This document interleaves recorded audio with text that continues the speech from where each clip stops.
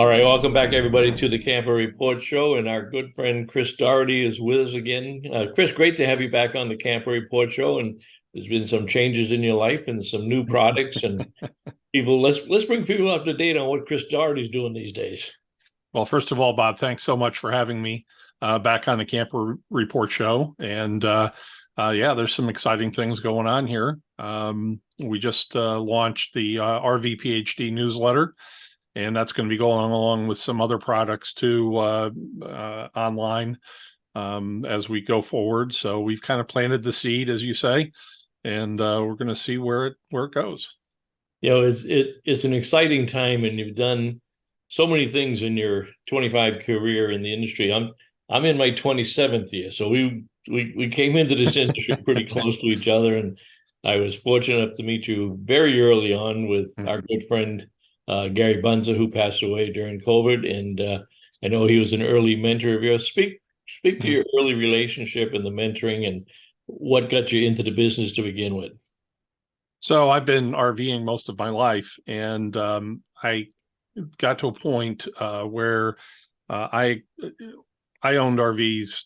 Well, the first RV that I bought was with a friend of mine that we redid. I was 24 years old, and I've had RVs ever since. But we grew up with them too, so we had motorhomes in the family. Grew up on a farm, and so it was always something. I always enjoyed those trips. I kind of grew up with them, and so when I sold a house and I decided to become a full-time RVer, and that kind of morphed into my, starting to work in the industry. I was a firefighter, EMT, and had a career there, but I, out of interest, decided to do the RV stuff, and it has led me down this path as we've gone on. So I had my own businesses. I also worked for other dealerships in New York and New England. And I got involved in writing early on. I went to school for communications before I went in the fire service. And so I always had a little bit of that going on. And so that's how this has kind of morphed into where we are today. And I met Gary as a student, as a technician, and then also writing for RV Travel and Family Motor Coaching and in some other places. And he brought me right along in the business. And so I worked with the RVIA, and I worked with dealers and things like that, got involved in teaching as consumers as well as technicians. And so it's been an interesting journey for sure. Well, you've been an RVer, you've been a writer, you've been a photographer, you've been a consultant, you've been a technician, you've been a service manager. You kind of hit all the bases. So certainly you have a background that more than qualifies you to take this next step in your career. And you also, I assume, probably going to retain your consulting company. But talk about RV PhD. That's the name of the new venture.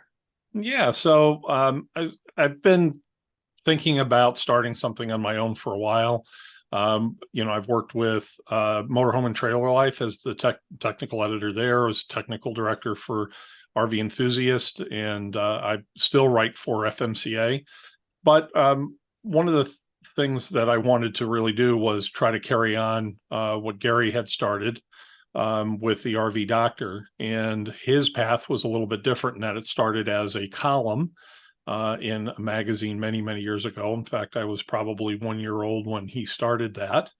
But at any rate, I wanted to kind of carry on with that.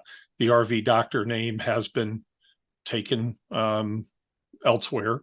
And so I was trying to think of, okay, how do I do this? I want to, be respectful to Gary, but also try to get this information out there and have a source of quality information for people. It's not sales based. That's why we're on Substack. It's about quality writing and good information. Work with my friend Mike Sokol. He's got RV Electricity on Substack also.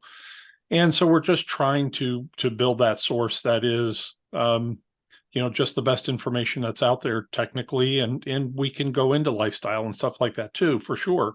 So it's not just a very narrow focus, but the information that's on there is going to be as good as you can get. Yeah, I commend you for going to Substack. I've followed Mike, and Mike has been at our Boston show as you have, instructing the audiences. And when you have the kind of expertise, experience, and knowledge that both of you have, and many other people have, you don't have to make any apologies going to a platform that charges for those services. No different than when you fixed an RV or when you have a consulting engagement, but it's a very affordable product.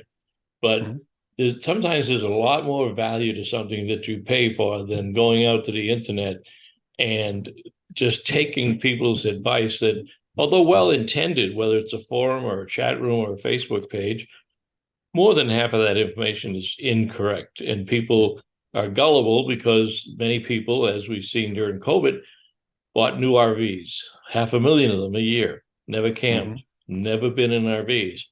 But they spent a lot of time on social media. So they say, well, this must be right because it's on the internet. And, Yeah.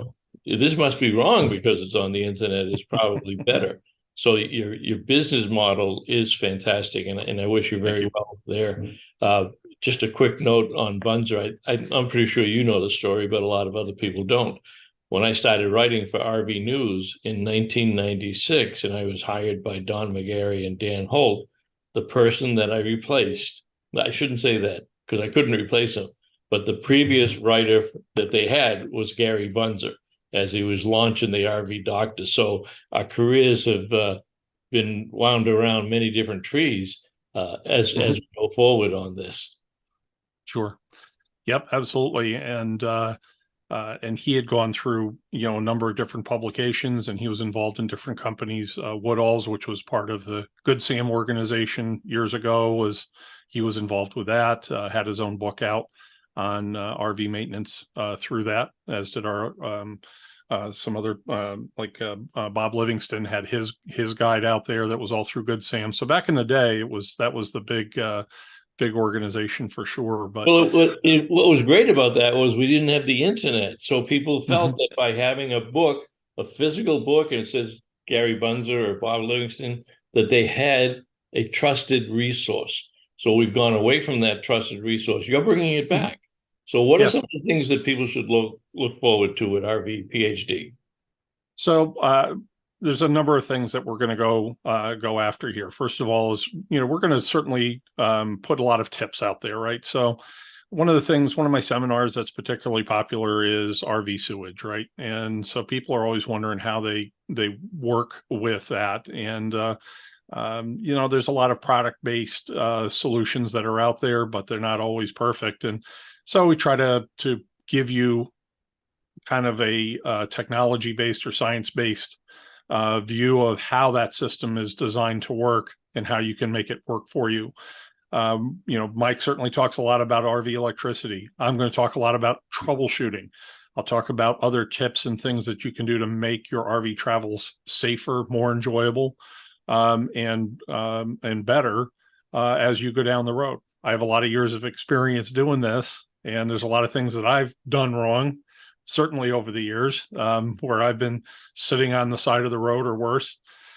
And so I hope that people will learn this stuff and just make it more enjoyable. We all invest a lot of money, a lot of ourselves in the lifestyle. And it's just like anything else. When you choose something as a vocation or as a recreation, there's good and bad that comes with all of it, right? So there's safety issues, there's a learning curve, there's certainly expense involved in that. So if we can learn from these things, it's going to make it that much better. And there's last few years we've had a lot of new people, as you point out, come into the space that have never experienced it before. They never would have considered owning an RV before, and it can be a great thing for everybody to experience and to enjoy. But sometimes that learning curve and kind of getting caught up in problems with the RV or even causing your own issues. Um, if we can learn from people making those mistakes, maybe we won't repeat them, and it'll make our travels that much better. Well, you've done a lot of seminars as I have, and we certainly appreciate the contributions you've made to our shows. But as we've seen with this influx of new buyers, the questions that we get at the seminars are questions that in our heart say they should have known this information. The dealer should have given it to them. But you could tell that they were listening too much to social media. They weren't listening to the people who advocate appropriately and trustworthy in the industry. So your timing is absolutely perfect. We just have to make sure that people find their way to the publication and to you. So give us, where can people find RV PhD, and what email should they use if they want to communicate with you on requirements or whatever? We'll post that information down below, Chris, with some other graphics on the website, but tell people where to find you if they don't know you. Sure. So they can go to thervphd.com, which will take it to my website. And there is a link there to go to the newsletter. Like I said, we're building this out. So the newsletter is going to be one piece of what we're going to be doing. So we'll be doing podcasts like this, audio podcasts, and putting out some other information for people as time goes on. You know, again, we're growing this from the ground level up at this point. And you can also get a hold of me through my email address, which is also on my website. That's chris@doughertyrv.com. All right. So our guest this morning has been the RV PhD, and it's great. It's a great title given your background, your experience. Chris Dougherty with Dougherty RV Consulting, and now with the RV PhD project. Chris, thanks for taking time out of your busy schedule. Glad to have you back on the Camper Report Show. Great to be here, Bob. Thank you so much.